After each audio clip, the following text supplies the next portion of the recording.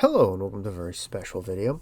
Today we're going to talk about how Game Pass was never about bringing you, the individual customer, a value. It was about ensuring a reoccurring payment to a company so that they don't have to take risk. So they don't have to guess if something's going to sell and produce revenue. So effectively, Game Pass used its initial rollout in a very similar way to the early days of Netflix. And I'm not talking about when they were sending out physical discs. I mean when they were effectively just a streaming service after that, when they didn't have much in the way of content.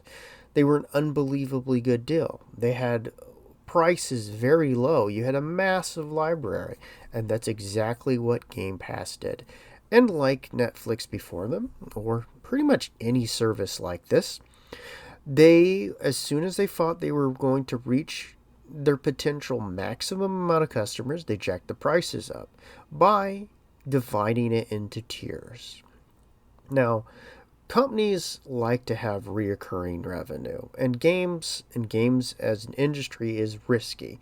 Sometimes you're the king, sometimes you're the pauper. And in such, it is very simple to say this. Game Pass is about trying to get as many people to pay as close to a new game price every month to ensure that profits are higher every year, that they don't have to risk or gamble on a property or a franchise, and quite honestly, they can later filter out the most problematic, air quote, most pain in the ass customers they can. Now, I'm going to be very blunt in this, so don't take it in the wrong way. This is not attacking people. I don't care what you play on. I care that you're a customer and that you get the proper value. It is effectively a system created to get people in the door and then filter them. So you have three tiers, and they made sure that the least tier with the least amount that you pay has almost, let's just say, next to no real value to the individual customer. Therefore, you feel a pressure to pay more money. Well, let's say you're one of those people that goes, I'm not paying you those increased prices for that. I don't think it's worth it. Well, my dear friend, you are what would be considered overhead. You are a problem. You are a person that they would like to have shown the door. Yes, they like that $10 they get from you a month. However, if they could have 100 customers pay as much as 1,000, that's considered a win-win to them. Effectively, the customer who's willing to throw out more money for their own convenience is always going to be preferenced by these companies. You are going to expect a service, you're going to expect value, and you're likely the most likely to make noise, to complain, to be overhead, to have clog up the systems. That's not to attack you, it's just to put it in fair, basic regards. Effectively, whenever a system does this, it's about corralling people to pay more, and those people that are most unlikely to pay more, it's about showing them the door eventually, but making money off them in the short term. Game Pass was never about creating a system that would be fair-minded or customer-focused. It was always about trying to ensure that Microsoft could show ever-growing profits, as so many companies have to do these days. So I'm going to say this, and this is going to be my more basic regard if you've watched this long.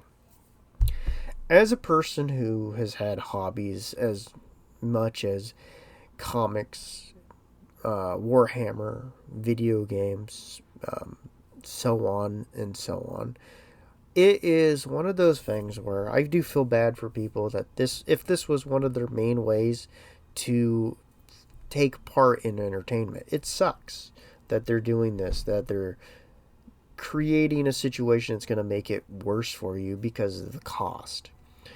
But the truth is this was going to always be what they did. Was always the intended route, and I don't want you to feel bad. I hope you're able to continue to find things to entertain yourself. But I've lived through far more companies doing crappy things to customers than I'd like to admit. It is always a hard situation to deal with, especially with everything getting more expensive, often because most major companies that are publicly traded have to continue to make higher and higher profits. In short, we live in a system where a company can't just make profits if they're public. They have to make more profits, on and on and on. It's an unattainable and insane idea, and one driven by, let's just say, investors' unquenching greed. But it also comes down to really basic situations. We should be able to recognize patterns, and I hope that you can recognize the pattern of when services aren't going to be the best option for you, and be able to go, can I rely on this? Can this be something that will, in the long term, provide me the most value? Or will it just be value in the short term? And that's the best way to put it. I hope that you're able to take some degree of information in this and apply it. At the very least, this doesn't seem insulting, and that you have a wonderful day. Because honestly, I care more about the customers and the values, but I wanted to get this off my chest. That companies doing these scummy things are generally pretty awful, but it is surprising to me the amount of people who seem entirely incapable, I think is the best word, of noticing these patterns. And I would like to at least put this basic information out so that people understand it better and can protect themselves a little bit better. But hey, you go out there, make good choices, and if we don't meet again, you have a wonderful day. Bye-bye.